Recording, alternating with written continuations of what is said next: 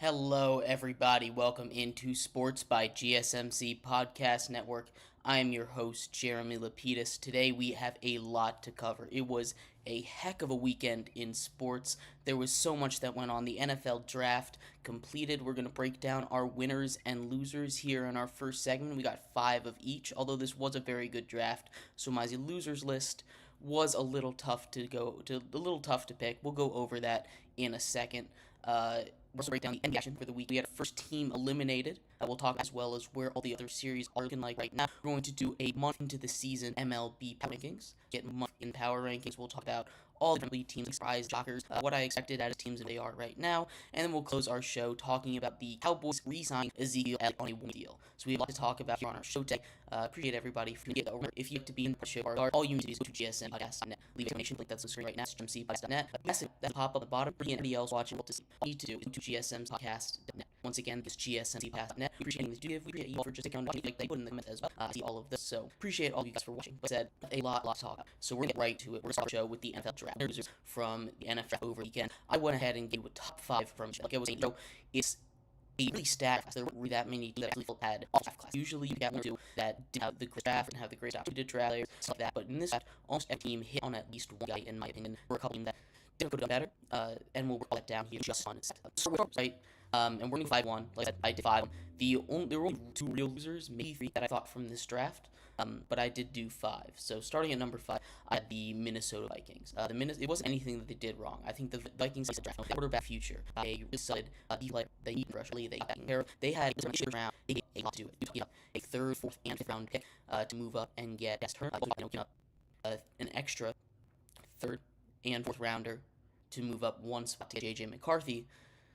It's not necessarily a bad draft, right? They on everything they need to. In the first 3 rounds, they got their edge rusher and they got their cornerback. Kyrie Jackson, he isn't a top tier cornerback. He's got some potential to hop in and make some plays pretty quickly into the season. He played some big snaps last year in the Pac-12. The Vikings had a good draft. It just gave up too much in my opinion. They won outside of that. It was not the best. I was expecting more to have. 4 losers list I have the Jets, and it's really out of the first round. You got a really good deal on that, but had bigger needs. Been through the fact that you lost Calvin, you still had used for the Jags, he moved down to Jacksonville in New York. They still had a pretty solid New York. Could have used another Ryan Thomas, definitely going to help that, absolutely. But he needed a cornerback, and that was something they needed badly. And they didn't go and get a corner until the third round, really. 6. They could have gotten one in the second round to pick 40 foot value. There were still some really corners there, but instead they went out and they got wide receiver and tackle first. So nothing against the picks, but and I really do like Brian Thomas Jr. It's just they didn't get what they needed to get, and in draft class that's full of really cool in the draft, and the Jags were left on. The Eagles didn't have moves to get it. There were a lot of trades in this draft, but nothing was made until the Jags. So that's why I'm just team. If we get to the actual losers, I think. At 3, I have the Jets, and this is still a little iffy on the Jets because they did Ryan Moses. They brought the Cowboys, and instead of being a guard, which is a sport, with a lot of good guards still on the board, they went with O'Shawn. And nothing against Olu Fashanu. He's a good guy, but if you're drafting in the first round, and I know they did trade down and get this anyway, but you're drafting in the first round, you kind of want a guy that's going to come in and record quickly. You are preparing for the future, and he can play some guard, he can shift in and get a real solid offensive line, but you want to build around Aaron Rodgers while he's here. You don't know how long you have Tyron Smith and Morgan Moses, but, they're there, and it was a fine pick. It wasn't the best pick. Another big issue with the draft that the Jets have had is that they took 2 running backs. This wasn't a particularly strong running back class, and they're running back because running backs that deserved to draft it earlier than they. You look at last year, he was the Lions were getting laughed out of the building for drafting 12. Now look at it, and yeah, that was a great pick. They need him to be successful. But the Jets already have Hall, and post-drafting rounds, I think they have a 5th round pick running backs.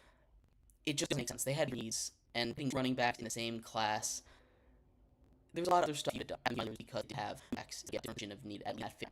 At number 2, I have the Bros.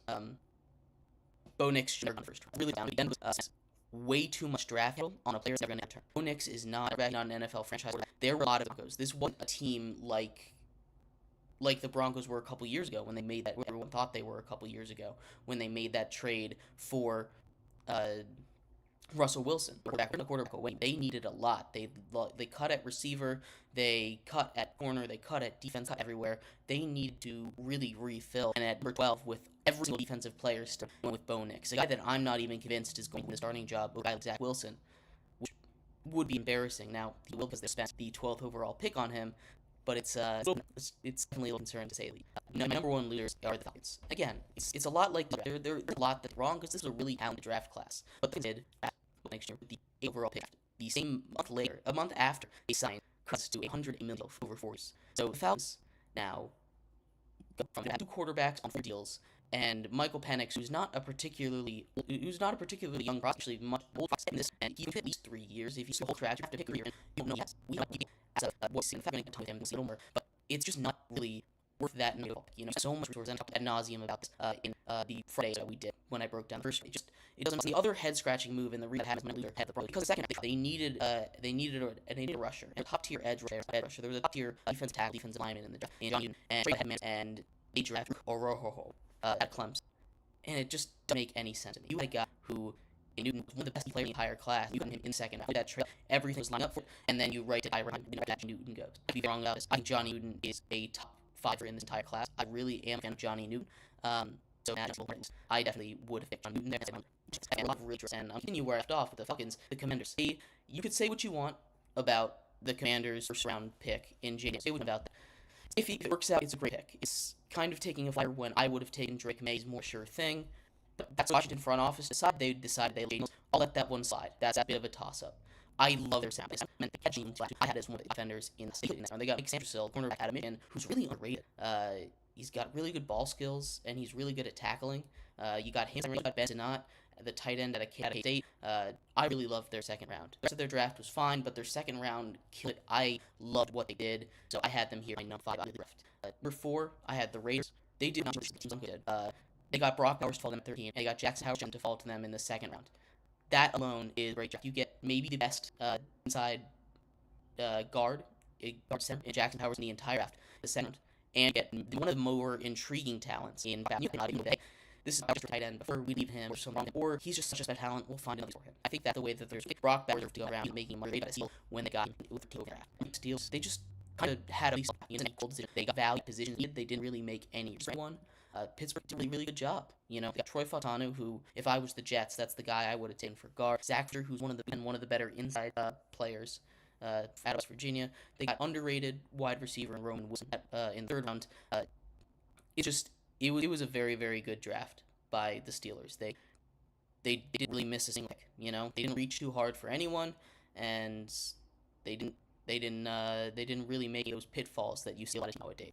They got the top corners on the board, and also got a really interesting back in Will Shipley, who I'm a big fan of. I know they brought Saquon Barkley in, but always good to have more guys to spell them, especially with hitting a little. Take a couple of touches off. Johnny Wilson is a huge, really neat receiver. They have AJ Brown and they have Devonta Smith, both of whom just signed big contracts this offseason. So they're there today. But you got a 6-star receiver. He'll learn how to catch it. The Eagles killed this draft. They really did. And as a Giant fan, I hate it.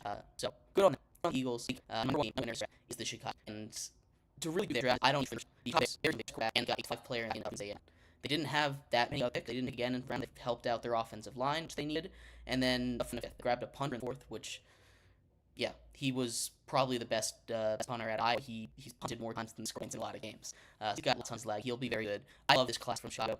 There wasn't a lot. If you decide if you want to include what they use their draft picks on, getting Keenan Allen, getting DJ Moore, getting finding other deep players, getting Montez Sweat, it's an even better draft. The Chicago Bears, far and away, I think, had the best draft.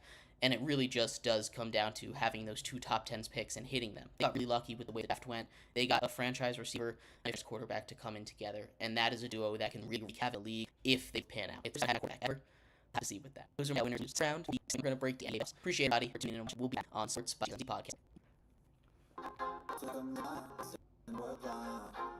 Please give me a sign. I feel like I'm losing my mind. Everybody in the world, Be the party on station, regular ticket, organization, blow up for basements. Top is aching, out of your shit, that's amazing. Waiting for my day when I'm playing. Old ass shows are 1,000 faces. Hey, give me that crown, get in my way and to be put down. It ain't your place, all this my town. If I want that shit, then I'll get it right now.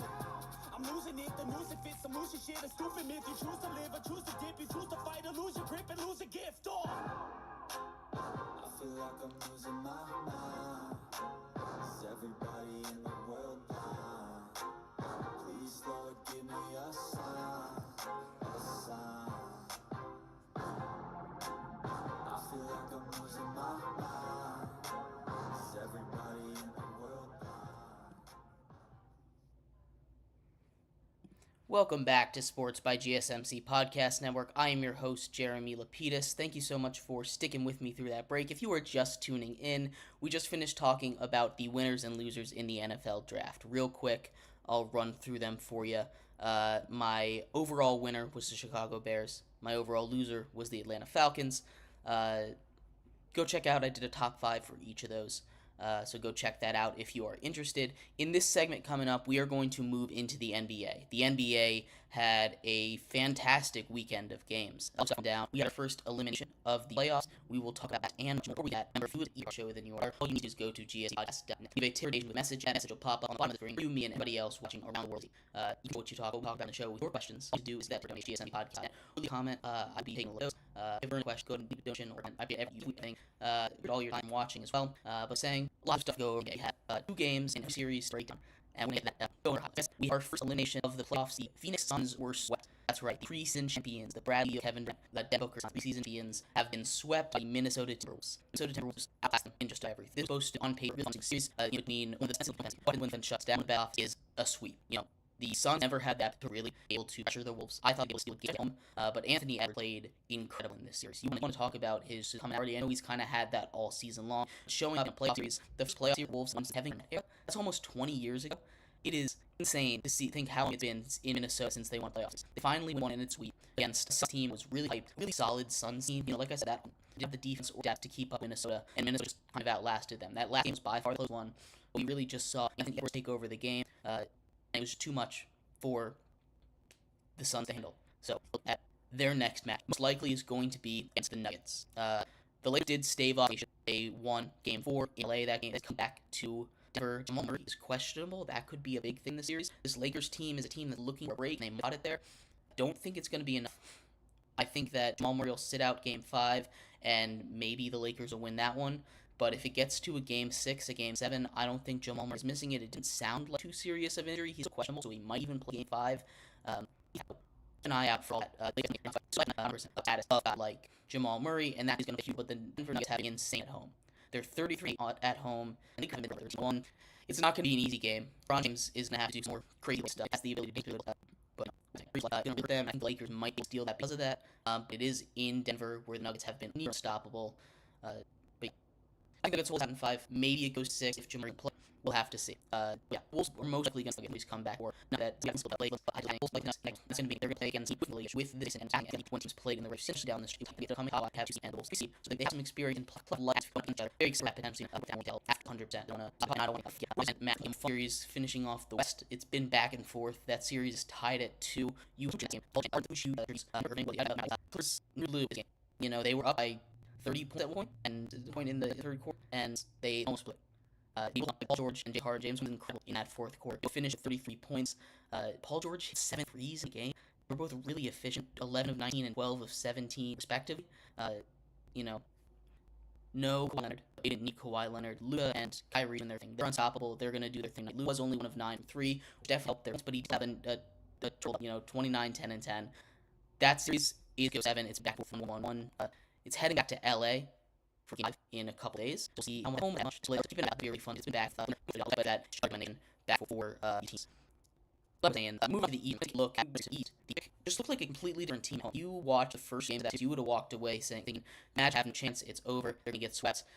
They go home in Game 3, and they win by 40 points. The Cleveland Cavs never really had a shot. In Game 4, it was tight at halftime, it was tight for most of the third quarter, and then their offense stopped working. The Cleveland Cavaliers' offense just stopped working. It completely disappeared. They scored, I believe, 10 points in the second half, in the third quarter, and they weren't much better in the fourth. At one point, it was like a 50-15 for the Magic. That's put away, and if the Cavs offense is going to disappear like that, they're not going to win. They need to happen again. I don't know what happens if it's the Cavs on the road or if it was 180 from what we had been seeing at the beginning of the series. We had never seen something. We hadn't seen anything like that before. At least I haven't in a long time. Yeah, we saw that in college basketball where they scored point for over 6 minutes. The Cavs did. They just couldn't buy up at a certain point, and it felt really demoralized down. They weren't able to get out of that funk. Once Magic lead just kept running, kept growing. It never hit a snag. It never hit that shot that the Cavs needed to hit once back and come back into it. Was not that you want to look on and say, hey, let's do this. But your offense just completely disappeared in the second half, and not something that continued to happen. Then we're getting to these 1 series now. The Knicks are up 3-1, and they're up 1. Both are surprising. The Knicks move up 3-1. Brunson 47 in 4 after he puts up 50 in game 3. That's a playoff record for the Knicks for points. 47 Brunson. Somehow I would have thought that Melvin or Patrick Ewing or any of those guys would put up 50 at one point. But regardless, the Knicks just playing more energy and more passion, and it's not on and Embiid is playing hard like the entire fourth quarter. They didn't have a center, the Knicks did. Hardenstein fouled out in the third quarter, and they were still out-rebounding them, which was supposed to be the big advantage for them. They have this insane post player, and Joe Women dominated, but outside that, Knicks have been able to hold them offline, which is why they're winning this series 3-1. You know, because the roster really compared Knicks. Knicks have a really good roster, and they're going to be back next year, assuming that they can keep OG Anunoby for option. The team is next year East, but could still go, Julius Randle back next year as well, but they're one game away from putting away the 76ers. That's something I was surprised about. And closing out this weekend, the Bucks down both of their stars. Dame and Giannis are both out.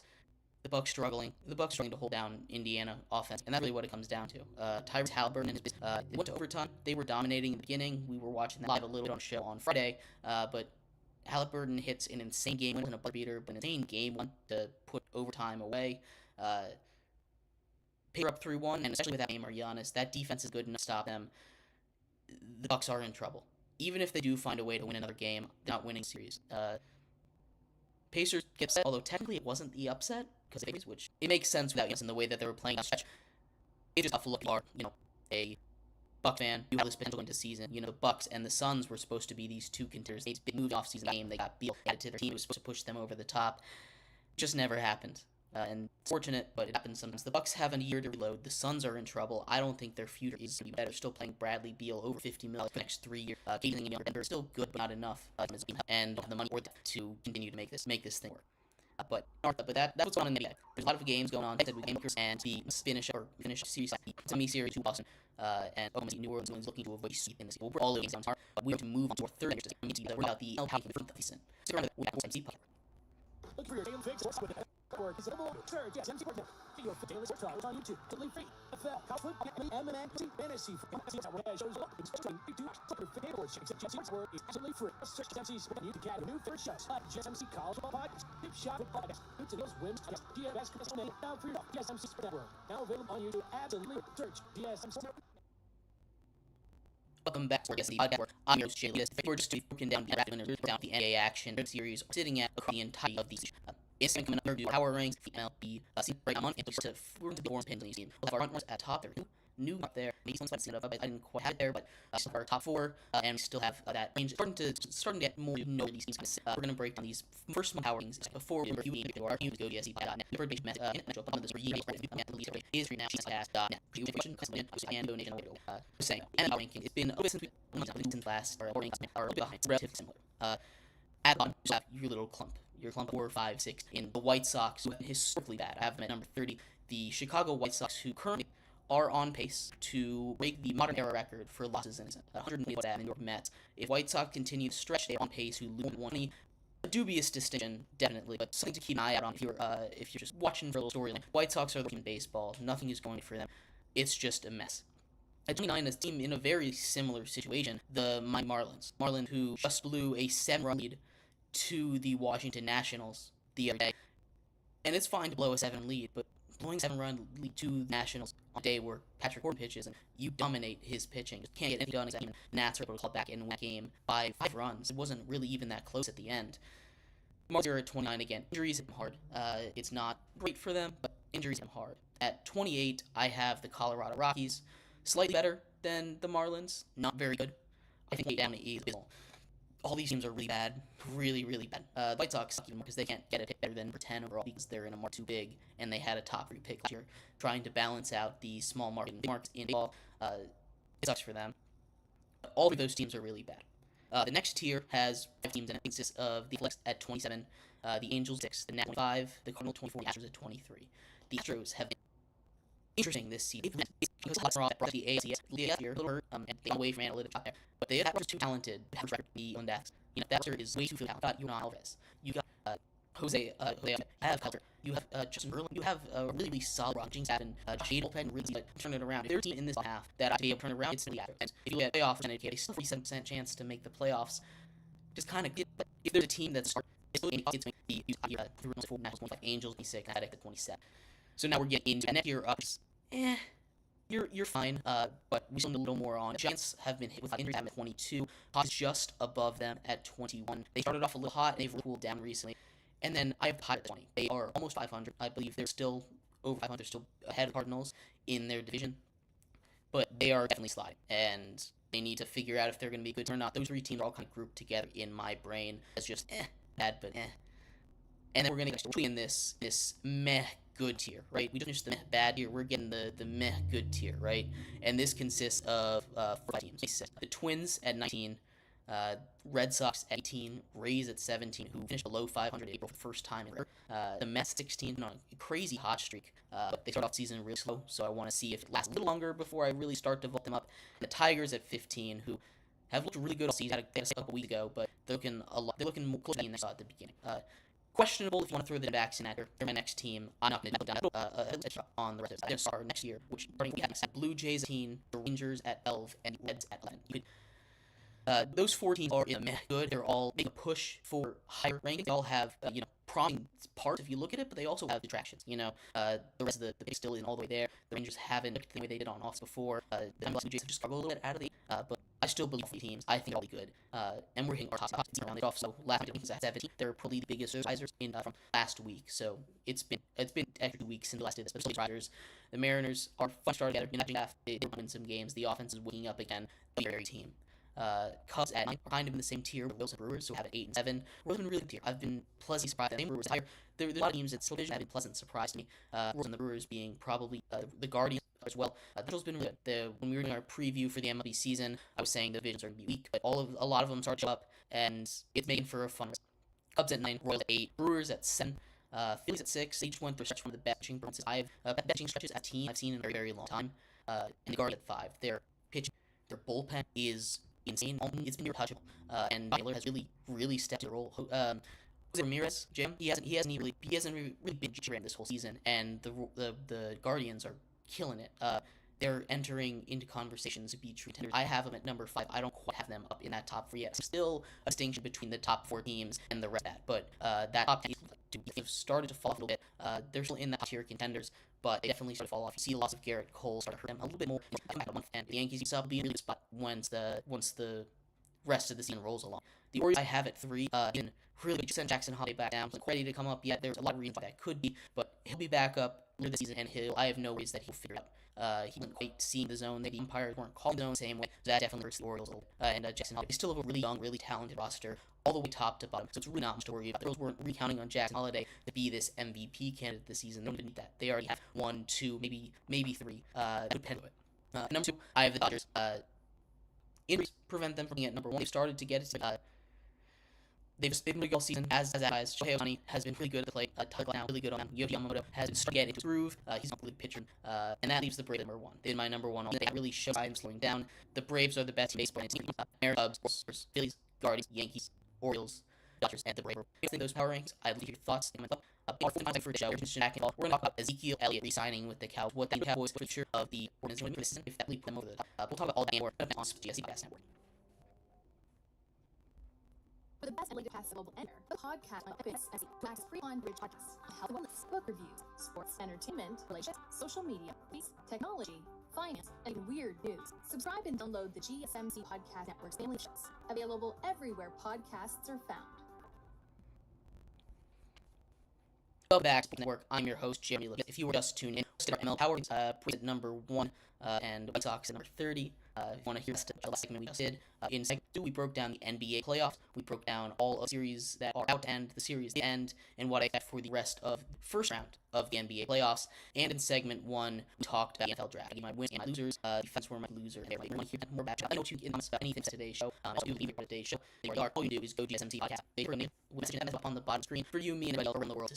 We'll push anything that you do. If you like to go with those comments, I've got an eye on all times. Appreciate you guys for doing and listening. Appreciate each of you decide to donate. So saying we're gonna finish off our show talking a little more about NFL, talking more football. Bill Elliott signed a 1-year deal to return to the Dallas Cowboys. Will be most likely the R1, assuming that no Cowboys don't sign anybody else. That Cowboys running back from basically has Pollard. It's something a lot of people talk, something that's reported. Zeke went to Dallas, but he thought he'd be more in a background. What I said was it would take more role in assistant him being lead back. That time he's back. He was a really short back and ending with season. And that off last year he had some recent games, had some really cool runs. We didn't attribute him, but it's not all on him. There were a lot of others that wasn't as Elliott. He played some good football. He wasn't getting he didn't touch the game. He was really effective in some sides. He runs Dallas. Down here, running back after 1 year off. It's good for the Cowboys. They need running. Want to go. There are a lot of options in a way. They're kind of trying to figure out what they're going to do. What they're going to do. There's nothing they need to figure out how. And it doesn't seem like it's happening off season. They got another year to guys. Without Cowboys, brought the the end. Leader locker room. In choice, see if they're going to make more one because he didn't really that kind of ability to be the 20 running back anymore. And I'm sure he's not as efficient of a runner. He's lost some speed. He's still the efficient yard back, and he's a really goal back to have. But as far as being your 3 down, 4 down back, you kind of want another guy in there. They didn't get him in the draft. There's still some guys floating around. If you can draft free agents, they do that. You still get at least an ass catching back. They want. I have that. That was our opponent. They beat the 20 times. They didn't win out 50 times. And that's why I decided to win my guard. Not really his style, his offense, but it might be what they have to do. Is be back. Now have it's not about just older and that's not be about. It's good to have that good when you're back. You never want to have back and since you can't see a franchise with your guy so long, so it's full run. Led boys to the seasons on the rules, just what I would do. But it was good to see him return to the game back that one weekend. I heard some questions in Prescott because I don't think the moves silly thing. Prescott will stay away until they're having a quarterback, right? Because they aren't going to just ditch keep in some random quarterback that they don't believe in. They believe in back to the quarterback. With return, you're coming back to glory days. So maybe something happens. I don't think this is really going to change much now for the Cowboys. It's only a 1-year deal. It's not too expensive. So again, I'll change it. But it is good to see in the Cowboys uniform. Interested to see what role he'll play this season. He's saying whether he can that full part down anymore. So I want to see what Cowboys tells about him. Because there's plenty of free backs left out there for them to go sign, unfreeze for them to go get. But who's going to be running back? Zeke's not going to be. He's not the number 1 thing. Zeke back to the Cowboys. Don't you think they come about this out move? Anything else in